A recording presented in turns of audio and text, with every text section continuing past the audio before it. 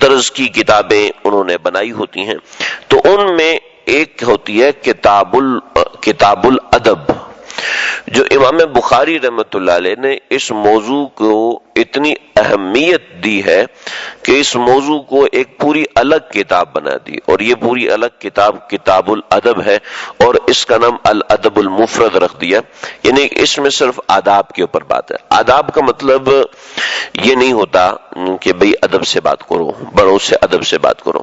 جو ادب کی ٹرمینالوجی ہے، یہ جو اصطلاح ہے، اس اصطلاح کا مطلب یہ نہیں ہوتا کہ ادب سے بات کرو، بلکہ اس اصطلاح کا مطلب کچھ اور ہے۔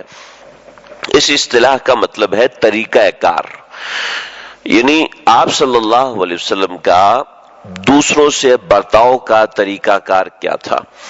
دوسروں سے برتاؤ کے اندر چھینک لینا بھی، جمائی لینا بھی، کھانا کھانا بھی، بات کرنا، کپڑا پہننا، کپڑا اوڑھنا، رستے پہ چلنا وغیرہ وغیرہ، اس طرح کی تمام چیزیں، والدین کے حقوق ہیں، بہن بھائیوں کے حقوق ہیں، چچا ماموں کے حقوق ہیں، خالہ کے حقوق ہیں، عزیز و اقارب کے حقوق، آپ سب کو پتہ ہے کیا حقوق ہوتے ہیں، ہم جانتے ہیں، لیکن ان احادیث کے ذریعے سے ہم صرف یہ سیکھتے ہیں کہ اللہ کے نبی نے کیسے کیا، اس کا ایک تذکرہ ہو جاتا ہے، اس کی ایک برکت ہو جاتی ہے، اور حدیث کا تذکرہ کرنا، اللہ کے نبی کا تذکرہ کر دینا، اللہ کے نبی کو یاد کر لینا، یہ بہت بڑی عبادت ہے۔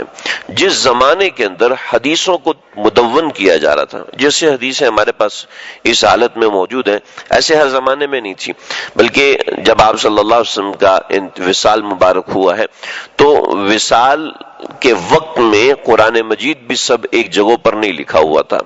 ابتدائی زمانے میں حضرت عمر فاروق، حضرت ابوبکر صدیق، حضرت زید بن ثابت اور دیگر صحابہ نے مل کر قرآن مجید کو مدون کیا، پھر مدون کرنے میں اس کی ترتیبات الگ ہیں۔ یہ ہمارے پاس 1400 صدی میں آ کے قرآن مجید کی یہ بڑی جدید اور خوبصورت شکل ہے، اور اس سے جب آگے جائیں گے تو اس سے بھی زیادہ خوبصورت شکل، جیسے کہ آج کل ڈیجیٹل قرآن مجید وغیرہ کی شکل میں آ رہی ہے کہ وہ قرآن مجید پہ آپ پین رکھتے ہیں تو وہ پڑھنا شروع کر دیتا ہے، آگے چل کے یہ بھی ہوگا کہ ایک ناخن ملے گا اور آپ اس کو پڑھیں گے تو اس قرآن مجید کے اندر سے آواز آنا شروع ہو جائے گی وغیرہ وغیرہ۔ تو بہرحال یہ جیسے آج کل ترقی ہو رہی ہے، ایسے ہر زمانے میں ترقی ہوتی آئی۔ جو امام بخاری 194 ہجری میں پیدا ہوئے، اس زمانے میں حدیثوں کو صرف زبانی یاد کیا جاتا تھا۔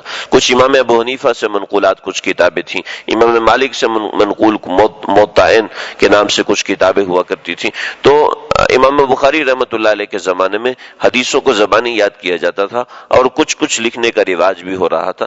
سیدنا امام بخاری رحمۃ اللہ علیہ یہ وہ آدمی ہیں، ان کے حافظے کے غیر معمولی قسم کے واقعات ہیں، ان کو بالاجماع امہ، ساری امت کے لوگ، آج تک کسی نے انکار نہیں کیا کہ سب کے سب کہتے ہیں کہ امیر المؤمنین فی الحدیث، کہ مومنین کے امیر ہیں امام بخاری حدیث کے اندر۔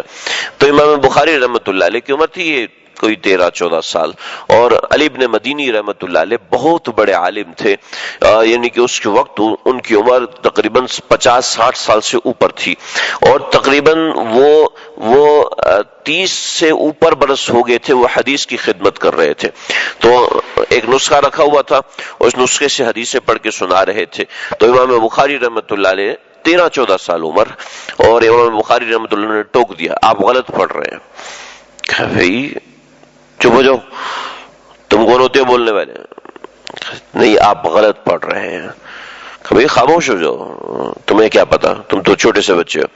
پھر جب تیسری مرتبہ پڑھا کہ آپ غلط پڑھ رہے ہیں، اخطأت یا شیخ، کہ آپ غلط پڑھ رہے ہیں۔ کبھی وہ کیسے؟ کہ آپ اصلی نسخے میں جا کے دیکھیں۔ اصلی نسخے میں جا کے دیکھا تو لگے واقعتا میری جو نقل تھی، اس زمانے میں فوٹو اسٹیٹ تو نہیں ہوتی تھی، کاتب کو دیتے تھے یہ نسخہ ہے، اس کا نقل بنا دو، تو وہ نقل بنا کے دیتا تھا۔ کہ پھر اصل کیا ہے؟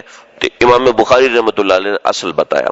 یہ جو ہم حدیث کا متن پڑھتے ہیں، اس متن میں غلطی ہونا تو کوئی بھی پکڑ سکتا ہے، لیکن اس متن کے پیچھے ایک سند ہوتی ہے، وہ سند خالصتاً علمی بات ہوتی ہے، جس کو یاد رکھنا آج کے زمانے میں تو ناممکن کے قریب ہے۔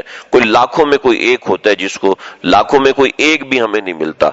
یعنی آج کے زمانے سے کچھ عرصہ پہلے، چند برسوں پہلے، کچھ علماء ایسے تھے جیسے شیخ ابو عبداللہ درخاستی رحمۃ اللہ علیہ اور شیخ حماد ابن زید رحمۃ اللہ علیہ، یہ وہ تھے جنہوں نے احادیث کو سند کے ساتھ یاد کیا ہوا تھا۔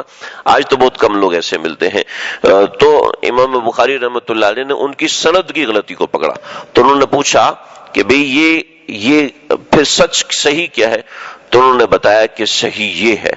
جب صحیح بتایا تو کہنے لگے کہ اب جب یہ بچہ میرے درس میں آتا ہے تو مجھے گھبراہٹ ہوتی ہے کہ کہیں ایسا نہ ہو کہ میں غلطی کر جاؤں اور یہ بچہ مجھے پکڑ لے۔ کہ میرے سامنے جبال علم بیٹھے ہوتے ہیں، ان سے مجھے گھبراہٹ نہیں ہوتی تھی، لیکن اس چھوٹے سے بچے سے مجھے گھبراہٹ ہوتی تھی۔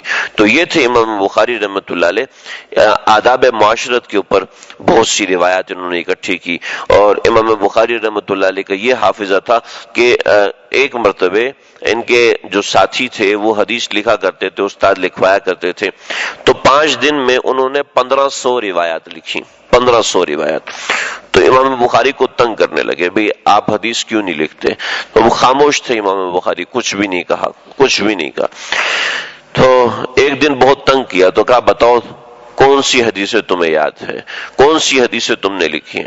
چنانچہ ان طلبہ نے اپنے صحیفے کھول کے دکھائے کہ ان کو اپنے پاس رکھو اور دیکھنا شروع کر دو۔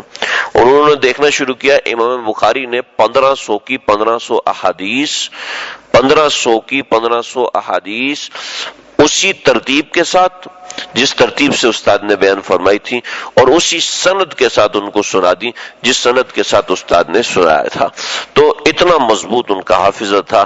اللہ نے ان کو یہ حافظہ دین کی خدمت کے لیے دیا، اور انہوں نے اس دین کے اس کو استعمال کیا، اور کس مجاہدے اور کس محنت کے ساتھ کہ راتوں کو سویا نہیں کرتے تھے۔ ایک مرتبہ ایک حکیم صاحب کے پاس ان کا قارور آ گیا کہ بھئی یہ دوائی ہے، یہ بنا کے دینی ہے آپ نے۔ کہنے اللہ اکبر، ایسی دوائی تو میں نے زندگی میں کبھی بنائی نہیں۔ کبھی وہ کیوں؟ کہ وہ اس طریقے سے کہ یہ جس بندے کی دوائی ہے اس نے لگتا ہے کہ 40 سال سے سالن استعمال نہیں کیا، صرف سوکھی روٹی کھائی۔ یہ روٹی کو سالن کے ساتھ لگا کے کھانے میں وقت لگتا ہے، وہ وقت میں حدیث کو یاد کرنے میں کیوں نہ خرچ کروں؟ یعنی ایسی ہمت اور ایسی محنت کرنے والے۔ اس زمانے میں حدیث کی تدوین کے اوپر بڑی محنت ہوتی تھی، محدثین کو بڑے ادب کے نگاہ سے بڑے ادب کے مقام ملا کرتے تھے۔ چنانچہ امام بخاری ان کے امام ٹھہرے، یعنی ایک عام محدث کو بھی ایسی عزت ملتی تھی۔ تو امام بخاری کی یہ کتاب الادب المفرد ہے۔ الادب سے مراد وہ طریقے جس طریقے پہ اللہ کے نبی چلے ہیں۔ تو انشاءاللہ ہم کل سے اس کتاب کی ابتدا کریں گے۔ یہ اس کا چھوٹا سا تعارف تھا۔ اللہ تعالی ہم سب کو سمجھنے کی اور عمل کرنے کی توفیق عطا فرمائے۔